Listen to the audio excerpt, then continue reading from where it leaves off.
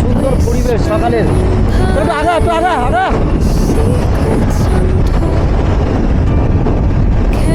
চল চল চল একটু আগিয়ে যা।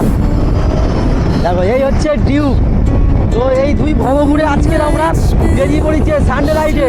তো ইচ্ছা করে অনেক কিছু হয়, হ্যাঁ, তো যতখানি পারি চেষ্টা করি হ্যাঁ তোমাদের সাথে শেয়ার করার।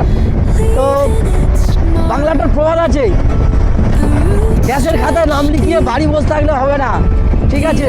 তো কিছু না কিছু তো বের করতেই হবে, সে যাই যে কোনোভাবে। আর সামনে ভাই ডিউক চলছে আর আমি ওর পিছনে। তো আমাদের ডেস্টিনেশন আর মাত্র 20 কিলোমিটার দেখাচ্ছে। আর ব্রিজটা বেশ লম্বাই, তো আরও লাগে। আর আকাশটা কিন্তু ওয়েদারটা আজকে কিন্তু ফাটাফাটি ফাটাফাটি ওয়েদার, কল্পনার বাইরের ওয়েদার। আর আমার ভাই একটা সুন্দর পড়ে যাচ্ছে, জোরে কিন্তু হাওয়া হচ্ছে, মানে রাইড করার পারফেক্ট ওয়েদার, একদম পারফেক্ট ওয়েদার, কল্পনার বাইরের ওয়েদার আছে। এত সুন্দর লাগছে না রাইড করতে, মানে ওই ওয়েদার ভালো বলে আমরা যে হাওড়া হয়ে এসেছি, তো ওই জায়গাটা যদি রোদ হতো মানে দারুণ কষ্ট হতো, যেহেতু রাইডিং জ্যাকেট পরে আছি তো ভীষণ কষ্ট হতো, লেভেলের কষ্ট হতো।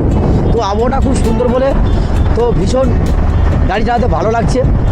আর চা দোকানও আমরা পেয়ে উঠছি না, চা খাবো করছে মনটা।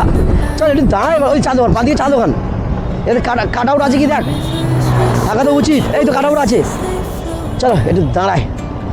আর না দাঁড়ালে হবে না, সেই লাগার পর থেকে দাঁড়ানো হয়নি। চল চা খাবো তো, তা ওই নেমে তা মারে, চল না চা দোকান ওই তো ওই তো ওই যে